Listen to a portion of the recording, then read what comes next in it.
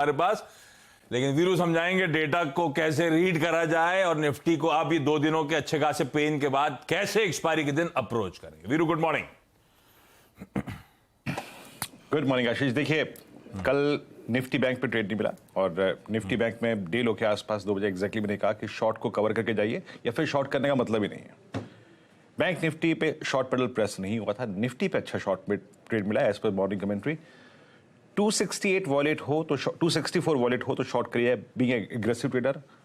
210 wallet हो तो जरूर शॉर्ट कीजिएगा। और क्लोजिंग में जब हर्षदार में कार्यक्रम कर रहे थे एट एग्जैक्टली 18136 मैंने कहा शॉर्ट को कवर करिए यहां पर। हालांकि शॉर्ट का एक लॉजिकल टारगेट 20 डेमा बनता था 18074, बट 2 बजे की कमेंट्री में मैंने एग्जैक्टली शॉर्ट कवर करने के लिए इसलिए बोला क्योंकि बैंक निफ्टी 43500 के अपने ऑप्शन बेस को वॉलेट करने को तैयार नहीं था आशीष। कल 43500 पे पुट राइटर्स थोड़े से एग्रेसिव थे आफ्टर दैट डिप, तो न्यूट्रल जाने की राय दी थी, शॉर्ट को कवर करने की राय दी थी क्लोजिंग में निफ्टी पर, और निफ्टी बैंक पे शॉर्ट था ही नहीं। आज के सेशन को कैसे अप्रोच करूं आशीष? देखिए, हमारे डेटा थोड़े से कमजोर हैं, इंस्टीट्यूशनल डेटा स्पेशली डीआईएस की सेलिंग। और पिछले 2-3 दिन से क्या हो रहा है कि इंडेक्स शॉर्ट तो समझ में आता है, लेकिन एफआईएस ने अपनी शॉर्ट पुट्स को कवर करना शुरू किया है। शॉर्ट पुट इस पूरे दौर में बढ़ी थी, ऑप्शन बेस इंडिकेट कर रहा था कि आपका बेस जो है वो ऊपर जा रहा है, बट वो थोड़ा सा रिड्यूस हो रहा है एंड दैट इंडिकेट्स वीकनेस। कल के इंस्टीट्यूशनल डेटा को देखते हैं आशीष। 150 करोड़ रुपए का सिर्फ कैश है, सिर्फ 150 करोड़ रुपए का। 203 करोड़ रुपए की सेलिंग थी। 529 करोड़ रुपए का इंडेक्स बेचा, 4000 कॉन्ट्रैक्ट शॉर्ट किए, लॉन्ग काटे 2000 कॉन्ट्रैक्ट, स्टॉक फ्यूचर्स बड़ी मात्रा में बेचे, 1756 करोड़ रुपए के 11000 कॉन्ट्रैक्ट रिड्यूस कर लिए, 16000 कॉन्ट्रैक्ट शॉर्ट किए। इंस्टीट्यूशनल डेटा वीक है, इसमें कोई राय नहीं है, जब वीकनेस है तो है। और एक और चीज आशीष, 890 करोड़ रुपए का इंडेक्स ऑप्शन बेचा, फिर वही हुआ।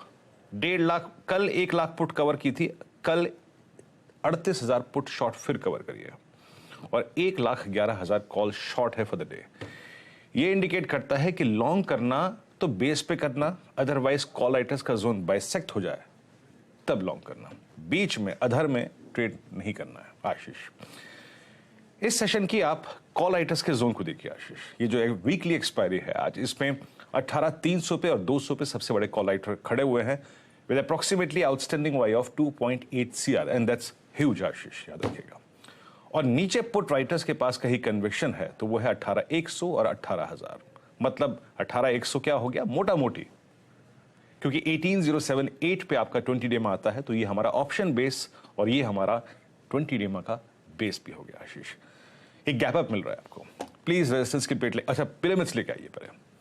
पिरामिड्स आपको रिफ्लेक्ट करेंगे कि जहां हम खुल रहे हैं आशीष, वो एक कॉल राइटर्स का गढ़ है। सिंस एफआईएस ने 2 दिन से कॉल बेची हैं, ये जो 2 वाइल्ड ब्लू कैंडल्स हैं, ये इंडिकेट करती हैं कॉल राइटर्स के कन्विक्शन जोन।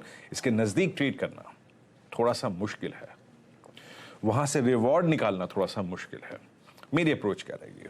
देखिए, कल अगर आपने लॉन्ग लिया है या फिर पड़े हैं आपके पास के लॉन्ग, RS1 लेके आइएगा। RS1 क्या है आपकी स्क्रीन पे आएगा और ये मेंशन क्लियरली है कि 18,263 और 305 ये अपने प्रॉफिट्स को कैश में कन्वर्ट करने का जोन है आशीष। यहां पर मैं लॉन्ग नहीं करूंगा। एक तो वैसे ही अर्निंग्स हैवी डे है, SBI ITC टर्बुलेंस रहेगी, इस जोन में नहीं। डिप को बाय करना है अगर करना है तो, और फिर वही कहूंगा, पोस्ट ओपनिंग अगर 18,200 फिर कोलैप्स होता है तो फिर शॉर्ट करेंगे for a possible downside target of 18,074 और 18,136। सुन लीजिएगा, फिर 18,200 अगर स्पॉट में कोलैप्स हो तो फिर इस जोन के लिए 18,139 18,078 के लिए शॉर्ट करेंगे। यही वो जोन है, जब आप शॉर्ट कर लें तो ऑप्शन बेस के आसपास या फिर 20 डिमा के आसपास लॉन्ग करिएगा। ये बेटर रिवॉर्ड देगा for a possible upswing of वही 18,263 305। या फिर दूसरे सर्कमस्टेंसेज में आशीष, SBI और ITC की अर्निंग्स इतनी स्ट्रांग हो कि वो कॉल राइटर्स के क्लस्टर को बाइसेक्ट करने में मदद करे और आपका 18,305 क्रॉस हो जाए, तब आएगा expiry related short covering swing, जो कि आपको फर्दर अगर आप देखें अपसाइड में 18,363 या फिर 410 दे सकता है। अदरवाइज इस जोन में ट्रेड की थीम है by the dips and exit at higher levels.